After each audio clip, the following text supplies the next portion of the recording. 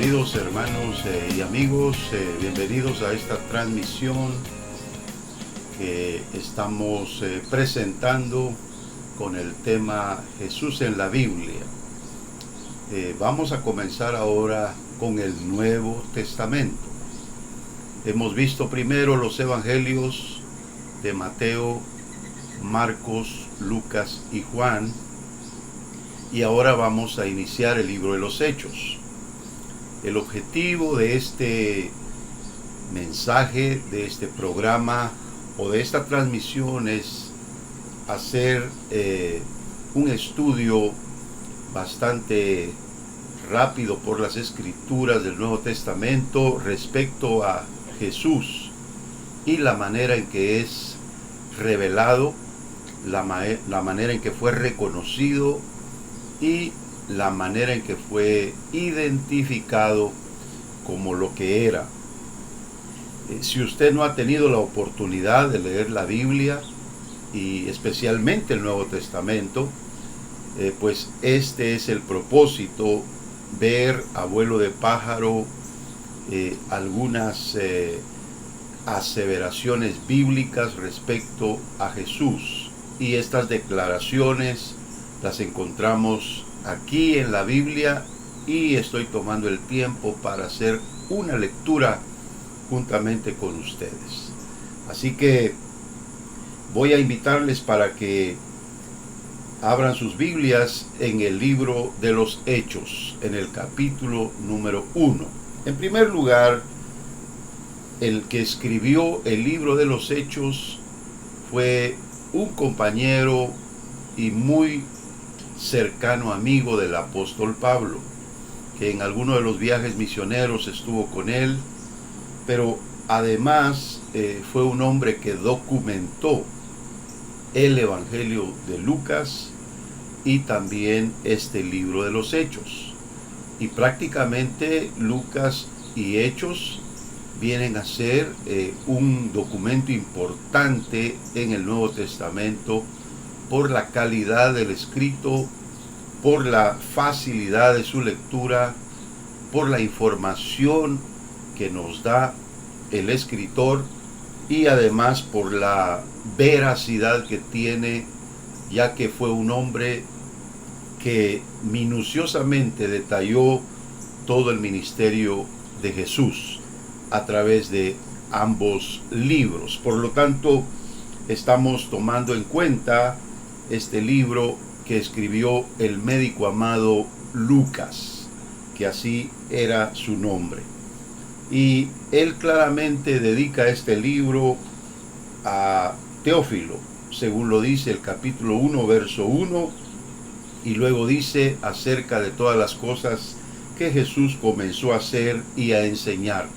A eso se dedica, a trazar el ministerio de Jesús que él comenzó a hacer y a enseñar, es decir, las palabras también, los mensajes de él, y por supuesto, después de que fue recibido arriba en gloria, dice, él dio mandamientos por el Espíritu Santo a los apóstoles que había escogido. Y es aquí donde ya entra la historia del libro de los Hechos. Y él fue directamente a los principales autores de estos hechos, guiados por el Espíritu Santo. Por esa razón algunos llaman al libro de los Hechos, les llaman los Hechos del Espíritu Santo, mientras que comúnmente es conocido los Hechos de los Apóstoles. Ambos títulos no tienen conflicto en sí mismo porque ambos tienen razón de ser, pero lo más importante es saber que siempre hay personas que se ponen a disposición del Señor para ser usados por Él, y de esta manera pues pueden ser partícipes de lo que es la gloria y el poder y la manifestación del Señor en favor de los demás. Así que, teniendo entonces ya esta pequeñísima introducción, quiero pasar al primer título, que es muy conocido aquí en el verso número 3, de Hechos 1, que dice: a quienes también, después de haber padecido, se presentó vivo con muchas pruebas indubitables, apareciéndoseles durante 40 días y hablándoles acerca del reino de Dios. El primer reconocimiento que se da de Jesús en este escrito es el resucitado. Aunque no está el título acá, no me lo estoy inventando. Jesús resucitó, vive y hoy, actualmente, en este momento, está sentado a la diestra del Padre. Obviamente, tiempo de cronos para nosotros, ¿verdad? Pero el Señor es eterno. Para Él no hay tiempo, ni un antes ni un después. Él siempre ha sido lo que es, y creo yo que su manifestación a este mundo fue nada más un pequeño paréntesis para que nosotros pudiéramos conocer al Padre y obtener por su gracia la visitación de Jesús, con el cual o por el cual tenemos la vida eterna como una promesa y una esperanza para nosotros. Por lo tanto, tenemos entonces este primer verso de el resucitado, pero también Hechos 2:24. Siempre vamos a saltar algunos versículos cuando tenemos que apoyar el primer nombre reconocido en este libro respecto a Jesús. Y dice así: al cual Dios levantó, sueltos los dolores de la muerte, por cuanto era imposible que fuese retenido por ella. Jesús resucitó y era imposible que permaneciera Él del otro lado de la cortina de los vivos. Él tuvo que vencer, no solamente en la cruz del Calvario, el pecado, derramando su sangre para darnos a nosotros el perdón de los nuestros, sino que también bajó a las partes más bajas de la tierra para vencer a la muerte, derrotar a Satanás y tomar de esta manera las llaves del infierno y del Hades, por el cual también nos garantiza una resurrección como la que Él tuvo. Este capítulo específicamente lo explica el apóstol Pablo, el capítulo número 15 de Primera de Corintios. Ese capítulo lo explica el apóstol Pablo muy claramente respecto a la resurrección. Pero quiero decirles que definitivamente Jesucristo lo que hizo con la resurrección es garantizar la plenitud de vida que Él prometió. Porque Él dijo que nosotros, si vivimos, es porque Él vive. Y si nosotros creemos eso, Él prometió la vida eterna. Por lo tanto, está garantizado por lo que Él ya hizo y por lo que Él es. Ese es el Evangelio, solo es asunto de creerlo. Tenemos el verso 27 también, que es dentro de la profecía que está en el Salmo 16.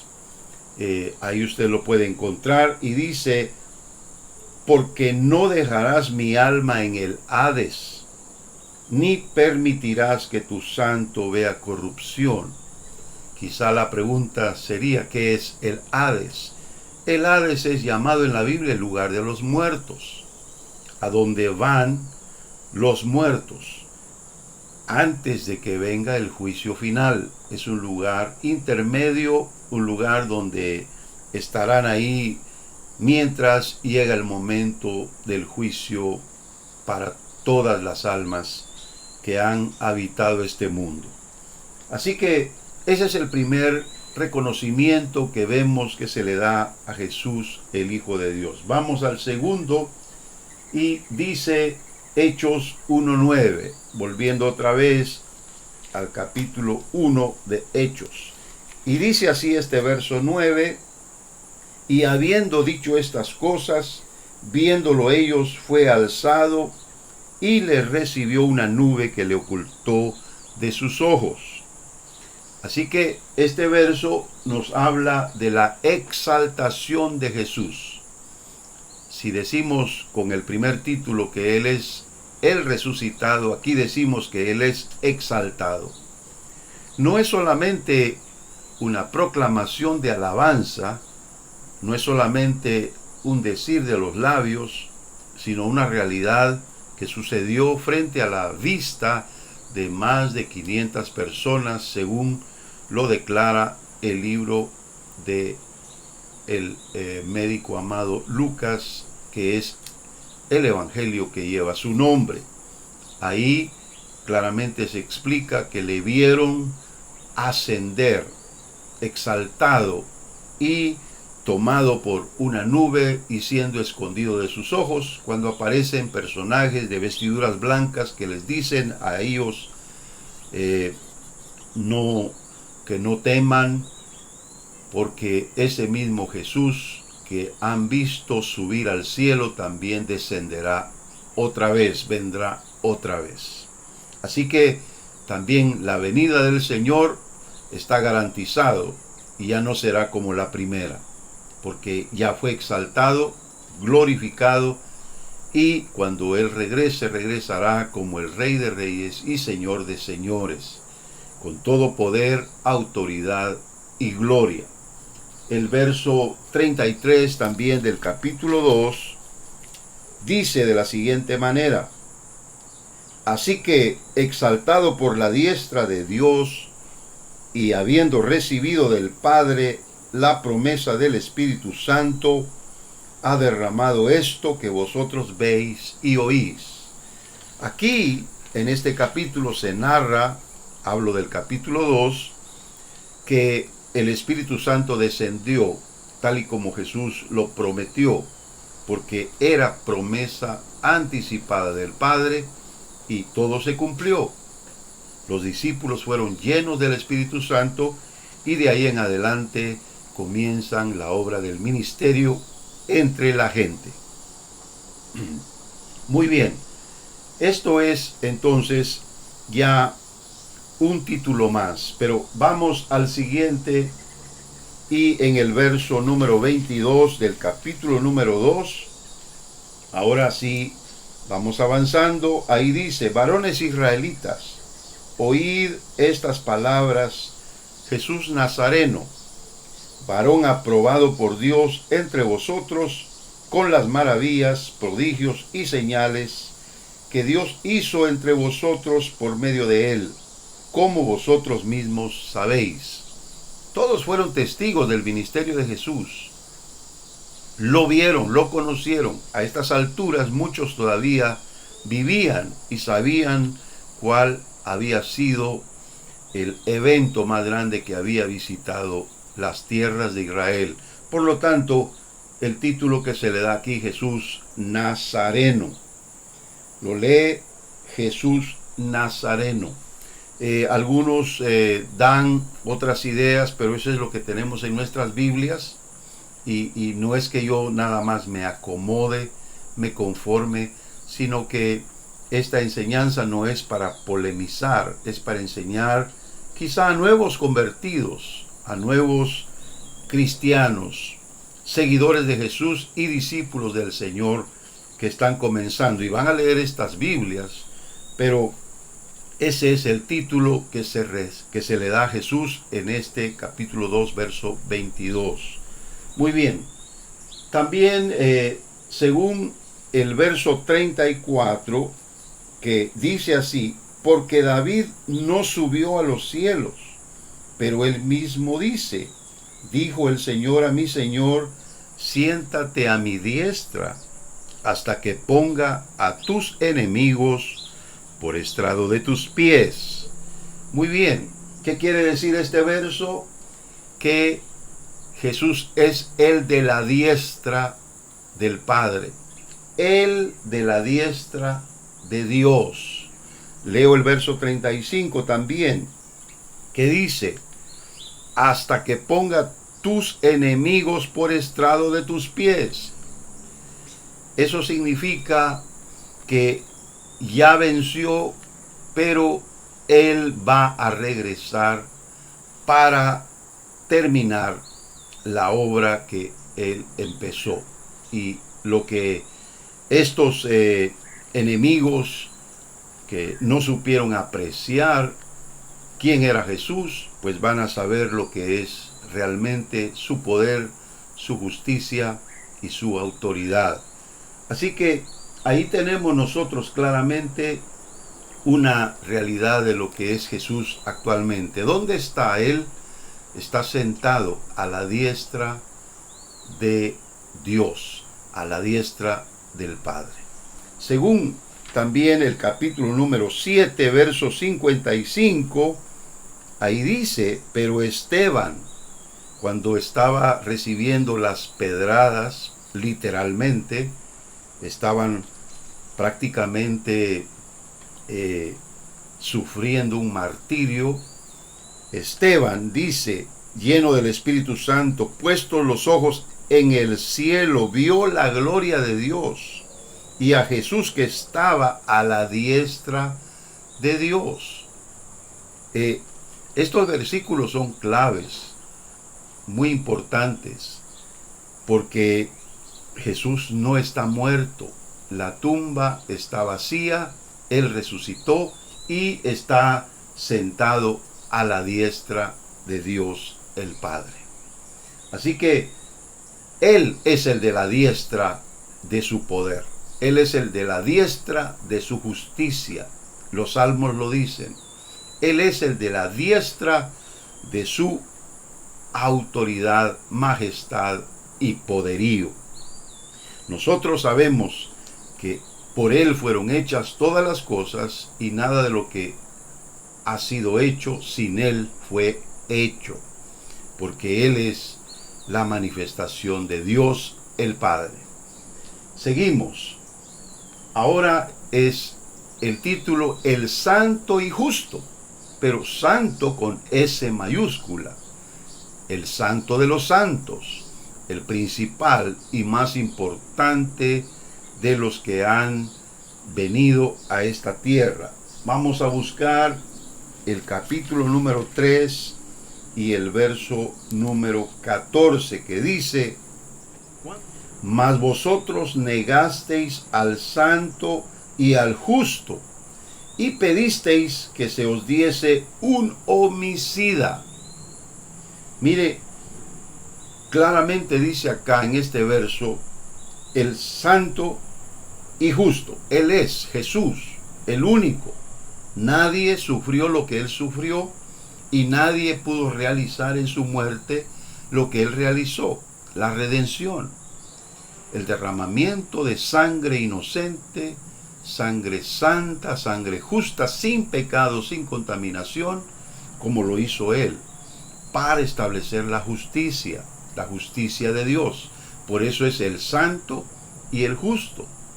Lo hizo como nadie más, porque Él murió, fíjese bien el texto, Él murió en el lugar del homicida. Póngalo en contexto con su vida y con mi vida. Jesús murió por ti, murió por mí. Nosotros éramos como el homicida. Este título se le da a Barrabás, porque hubo una especie de transacción que el gobernador trató de hacer con los judíos. Les doy a Barrabás, que es más malo, porque este hombre yo no lo veo malo, y ustedes deciden si él muere o si él queda vivo. Y ahí nos damos cuenta que ellos escogieron al homicida y prefirieron que Jesús fuera llevado a la muerte, a la cruz. Pero ya estaba escrito, estaba establecido por el plan de Dios y sucedió, pero fue con un propósito: ser Él el sustituto nuestro. En vez de que tú y yo vayamos a morir, y vayamos al Hades, Él escogió nuestro lugar. Bendito sea el nombre del santo y justo Hijo de Dios.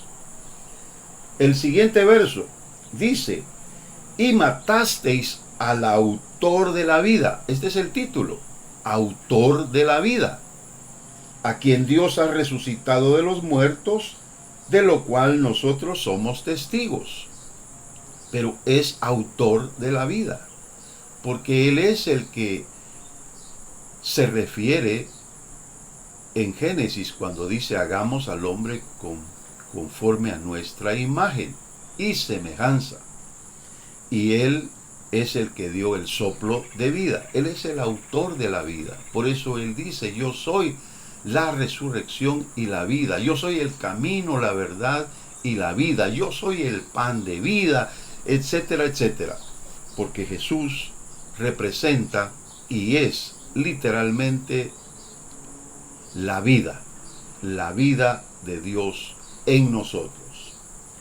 Muy bien, Hechos 3:18, vamos al verso 18 que dice: pero Dios ha cumplido así lo que había antes anunciado por boca de todos sus profetas, que su Cristo había de padecer.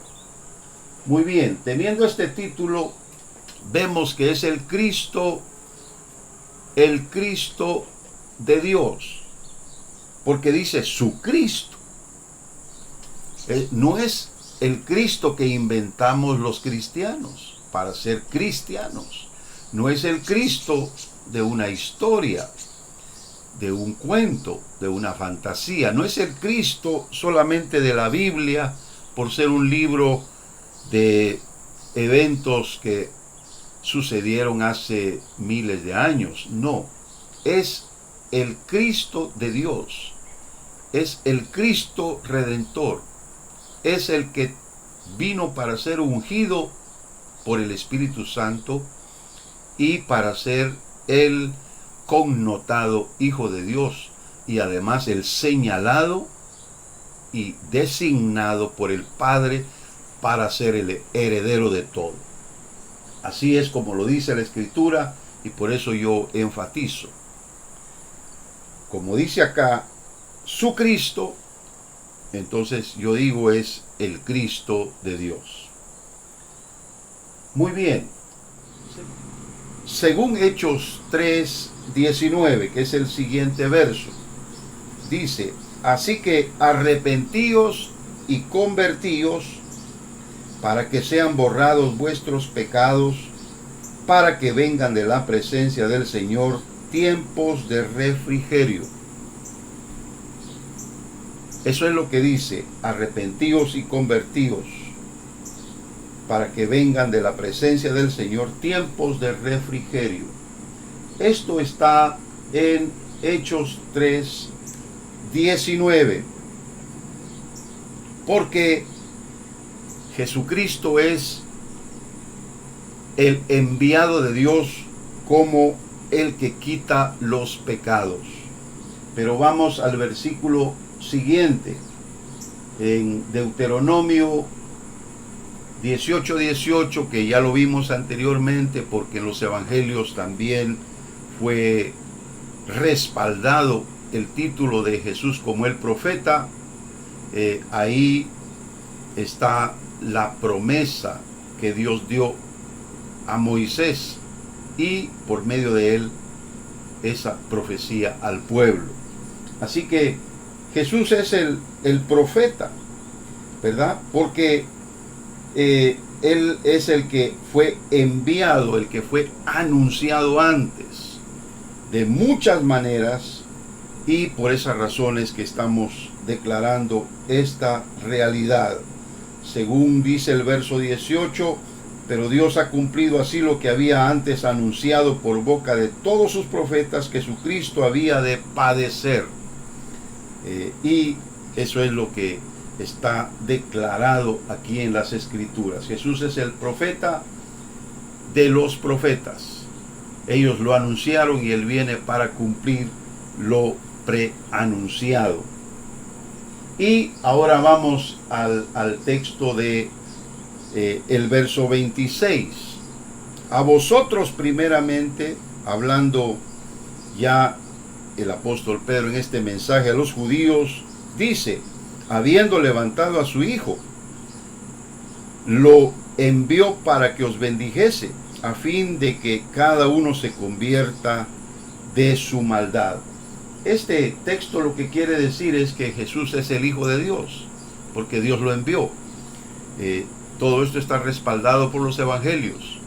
El Padre de tal manera nos amó que envió a su Hijo unigénito, a su único Hijo, precisamente para morir. Pero aquí dice, Dios primeramente levantó a su Hijo y lo envió para que os bendijese. El pueblo de Israel recibió ese mensaje, pero muchos de ellos no se convirtieron de su maldad, no volvieron a la gracia, a la redención y a la salvación que Jesús ofrecía. Muy bien, ahora sí voy al verso 27 del capítulo 4, que dice, porque verdaderamente se unieron en esta ciudad contra tu santo Hijo Jesús, a quien ungiste, Herodes y Poncio Pilato, con los gentiles y el pueblo de Israel. Todos ellos se unieron. Quiero marcar algo acá muy importante. Tanto Herodes como Pilato representan la justicia humana, la política, y también los gentiles representan el pueblo, se puede decir la democracia, y el pueblo de Israel representado por los líderes religiosos. Ahí está la religión. Entonces, todos sin excepción se unieron precisamente para dar muerte a Jesús, el santo, el justo, el redentor, el Cristo. Y ninguno de ellos realmente tuvo compasión. Así que con esta lectura nosotros declaramos que Él es el Hijo ungido. Ya lo vimos como el Hijo de Dios, ahora lo vemos como el Hijo de Dios ungido, según hemos leído. Pero a pesar de ser lo que era, los hombres se pusieron en contra de Él y lo mataron. Pero el propósito de Dios estaba ahí. Y todos ellos tienen derecho a una redención, derecho a creer y por Jesucristo alcanzar la salvación. Cualquiera que esté dentro de lo que es política, cualquiera que sea que esté dentro de los pueblos gentiles y aún de los mismos judíos, sean religiosos o no, todos ellos tienen el derecho, por medio de la fe, de creer en Jesús y alcanzar su salvación y la redención de sus propios pecados, por medio de la sangre que Él derramó en la cruz. Así que no en vano Jesús murió. Él murió con un propósito eterno y con un propósito celestial. Tenemos también la lectura, ahora es el capítulo número 5 de Hechos, verso número 31, que dice, a este Dios ha exaltado con su diestra por príncipe y salvador, para dar a Israel arrepentimiento y perdón de pecados. Se fija cómo las lecturas anteriores como que se suman acá, o se aunan acá en este verso, porque ya vimos que Él es el exaltado, ya vimos también que Él es el de la diestra de su poder, y ya vimos también que Él es el Cristo, el príncipe y salvador, y ese realmente es el título que ahora le damos, que ahora encontramos aquí en el libro de los Hechos. Está escrito y solamente estamos tomando esas referencias. Él es el príncipe y salvador, el príncipe declarado por Isaías en su profecía porque el principado estará sobre su hombro. Es decir, que él llevará el peso del principado, de la eternidad, el peso de la autoridad oficialmente declarada por Dios para su escogido y Salvador, por supuesto, porque Él ha venido para ser el Salvador del mundo. Este es un texto muy interesante, muy importante. Y dicen ellos, nosotros somos testigos, porque aunque la gente quizá no podía entender lo que oían de los labios de los apóstoles, ellos lo predicaban. Lo que encontramos en estas lecturas es precisamente lo que ellos habían creído, lo que ellos oraban a Dios y lo que ellos predicaban. Y eso es lo que nosotros debemos hacer. Por eso quiero que pasemos al capítulo 7 y vamos a leer el verso número 52. Pero antes, tome en cuenta que este verso dice el justo. Ese es el nombre con el cual ahora identificamos a Jesús, que dice así: ¿a cuál de los profetas no persiguieron vuestros padres y mataron a los que anunciaban de antemano la venida del justo, de quien vosotros ahora habéis sido entregadores y matadores? Es a manera de interrogante, pero no es pregunta, porque están dando por hecho de que los judíos pueden entender que ellos en su mensaje se refieren a Jesús, el que había sido crucificado, pero que ahora ellos están dando a entender claramente que definitivamente Jesús era el que había sido anunciado de antemano y era el justo, santo Hijo de Dios, que no podía morir porque su justicia era impecable, su justicia era verdadera, genuina. Él no conoció pecado, pero ellos quisieron acabar con su vida, destruirlo, matarlo. Por lo tanto, aquí es declarado Jesús como el justo. Y vamos ahora a ver el título El Cristo. Vaya unos capítulos más adelante al capítulo número 9 y vamos a leer el versículo 20 al 22, que dice así: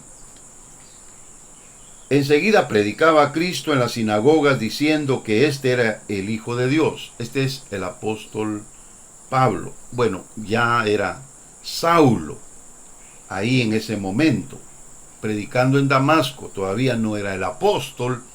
Eso se ve en unos capítulos más adelante, pero así acostumbramos a llamarlo por lo general.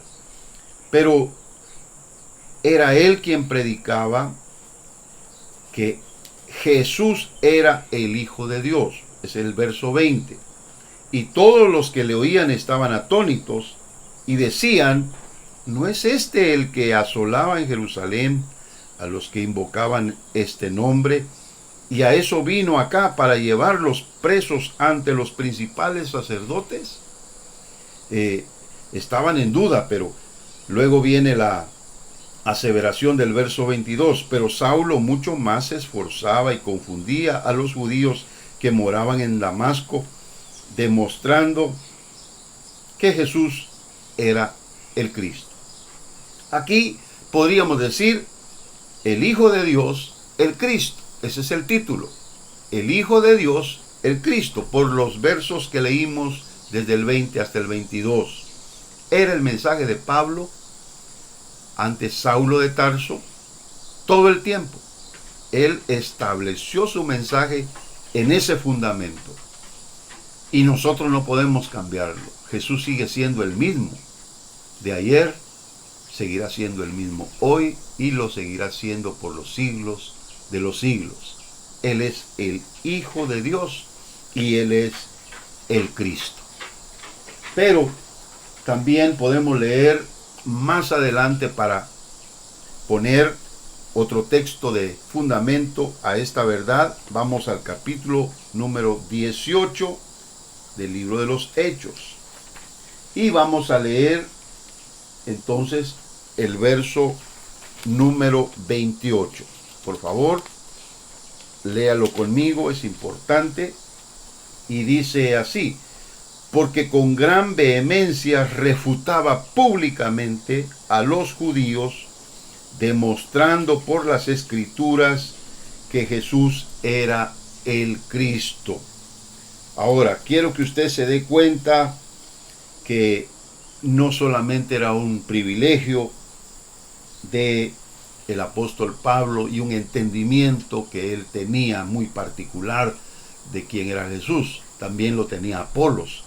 Y yo creo que cuando usted lee acá que Apolos predicaba, está predicando el mismo mensaje y está declarando por las Escrituras, demostrándolas con el Antiguo Testamento quién era Jesús, y demostraba que Jesús era el Cristo. Así que ese es el otro nombre de identidad que le vemos, que tiene Jesús en las Escrituras y especialmente en el libro de los Hechos. Pero note por favor, volviendo otra vez al capítulo 9, porque ya ve que estamos pasando de verso en verso.